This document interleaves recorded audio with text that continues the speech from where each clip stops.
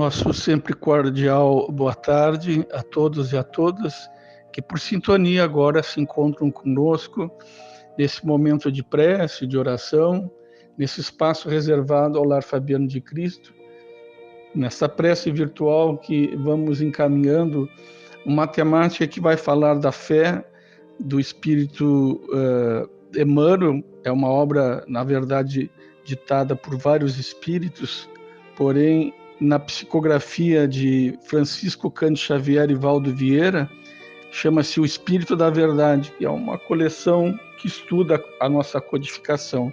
E a epígrafe, o título dessa página é Se Tens Fé. É uma condição, né? Uma condicional. Se tens fé, tal coisa, né? Então ele começa dizendo assim que em doutrina espírita a fé representa o dever de raciocinar com responsabilidade de viver. Mas é bom que nós tenhamos em mente que a referência dada por Emmanuel à obra do Evangelho é do capítulo 27, Romano item 11, no capítulo Pedi e obtereis. No item 11, que fala que a prece, pela prece o homem pode atrair o concurso dos bons espíritos, que vem sustentá-lo em suas boas resoluções e inspirando-lhes bons pensamentos. Ele adquire desse modo a força moral necessária para vencer suas dificuldades e voltar ao caminho reto quando dele se afasta. Então a prece também por esse meio de desviar de si os males que atraria pelas suas próprias faltas, né? E cita aquele homem que é um exemplo, né? É um exemplo que nos faz pensar, aquele homem que arruína com a sua própria saúde pelos excessos cometidos, e que vai arrastando até o final dos seus dias uma vida de sofrimento. A pergunta que se impõe é: terá ele o direito de queixar-se se não obtiver a cura que deseja? Enfaticamente, a espiritualidade responde que não, porque ele poderia ter encontrado na prece a força para resistir às tentações. Então, esse é o poder da fé, é o poder da oração, que elas se comunicam, porque fé e oração estão interligadíssimas. No momento que eu exerço a minha fé, eu faço a minha oração, porque estou entregando a um ente superior, o qual eu não vejo propriamente com os olhos do materiais, mas sim com os olhos da alma, do próprio coração, que nós enxergamos e observamos a manifestação divina em nós. E aí Emmanuel aqui está dizendo isso, né? Que se nós tivermos essa fé, a fé robusta, a fé que remove as montanhas, nós temos o dever de raciocinar, de refletir, para tornar o nosso viver responsável. Que não podemos, assim, nos restringir a uma confiança absolutamente inerte, porque em toda existência parte para cada um a honra de poder servir ao próximo como obrigação, como lei de solidariedade. Estamos num mundo em que todos nós prosperamos e o mundo prospera com a nossa realização, com o nosso sucesso, com a nossa evolução. De modo que estamos interligados uns com os outros, né? Porque senão poderíamos viver de modo isolado, como o ermitão assim o faz, né? Muito isolado de todos e de tudo para não se contaminar, mas também qual é o bem que faríamos, qual é o progresso que seria realizado em nós, sobretudo, sem o contato humano, né? Então nós precisamos uns dos outros e temos a obrigação de servir, né? E Jesus dizia que é melhor servir do que ser servido, melhor ajudar do que ser ajudado, porque nós estamos numa perspectiva de ação, de iniciativa. Então, a retribuição por isso será muito mais significativa do que se estivermos apenas sendo objeto da ação dos outros para que nos ajudem em algum momento. É claro que isso tudo conta, mas nós depois teremos a obrigação, o dever moral de ajudar aqueles que nos têm feito bem, se não a eles próprios, ao nosso irmão mais próximo. E aí Emmanuel continua dizendo assim: se tens a fé, não permitirás que os eventos humanos, quais sejam aqueles que vêm do outro, de terceiros, desmantelem a fortaleza do coração.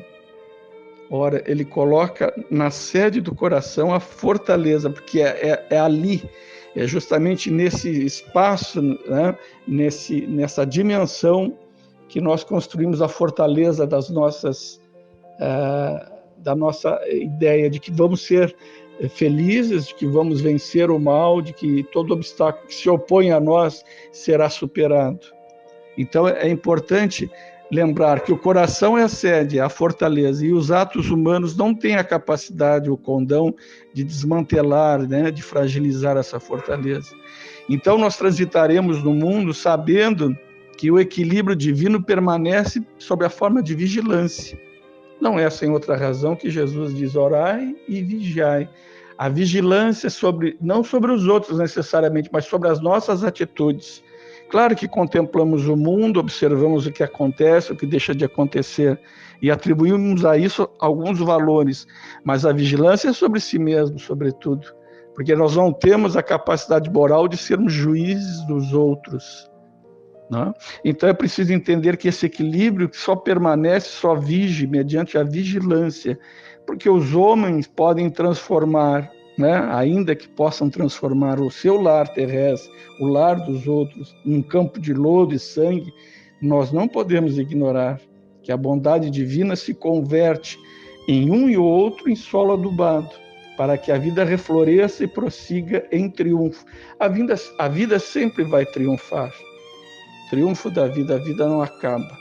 E não acaba no momento em que nós entendemos que essa dimensão do espírito é a que permanece.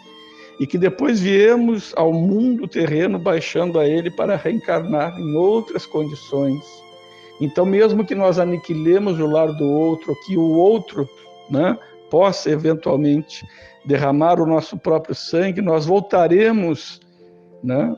Nós voltaremos em outra oportunidade, e ainda que se transforme o lar num lodaçal de difícil capacidade de deslocar, de trilhar essa caminhada conjugal, familiar, enfim, nós iremos, né, através dessa modificação que Deus faz, melhor dizendo, em adubar esse solo, tanto do lodaçal quanto do sangue, derramamento dele, irá transformar num modo que iríamos entender por que nós hoje enfrentamos, entre aspas, os males que nós temos que corrigir, por que enfrentamos dificuldades que precisamos intervir.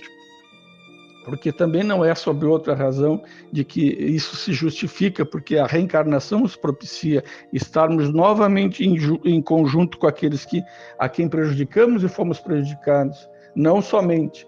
Existe aquela parcela de espíritos que são nossos irmãos, amigos, e não há nenhum mal em nossos relacionamentos. E eles nos ajudarão também e caminharão conosco. Mas em meio a estes, existirão aqueles que precisamos saldar débitos. Eles conosco e nós com eles. Então a vida floresce, refloresce e prossegue em triunfo sempre, né? E Emmanuel volta a carga dizendo assim: se tens fé, não registrará os golpes da incompreensão alheia, porque identificarás na ignorância, a ignorância que se manifesta pela miséria extrema do espírito.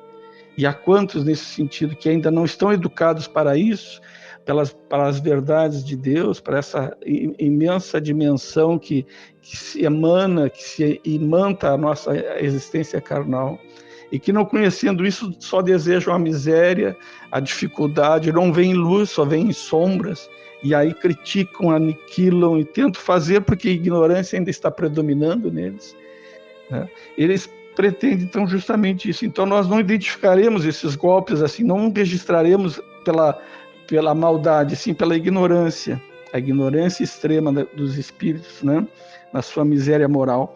E nós teremos então que educar com generosidade aquela boca que injuria, a mão que apedreja, porque é o processo educativo que a vida nos convida a todo instante.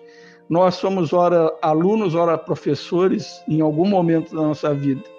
E educar aqui é dar o bom exemplo, não é lá chegar e puxar a orelha de alguém e dizer, olha, apontando o dedo que tu fizeste, mas é dar o nosso bom exemplo, não retrucar, não retribuir de uma forma insensata os males que nos atingem, né? E ainda que os mais amados possam nos relegar a uma solidão, nós avançaremos em frente, diz Emmanuel, entendendo e ajudando, na certeza de que o trabalho nos envolverá um sentimento em nova luz, e aí com esperança e consolo, com consolação. Se tens fé, não limitarás a dizê-la simplesmente, qual se a oração sem boas obras nos outorgasse, de algum momento, direitos e privilégios inadmissíveis perante a justiça de Deus. Porque não existe isso, né? Não existe privilégios, né, ou apenas direitos, e sim direitos e obrigações, como existe na lei humana também. E sendo Deus, na sua divina providência, a sua lei divina é muito superior à dos homens, né?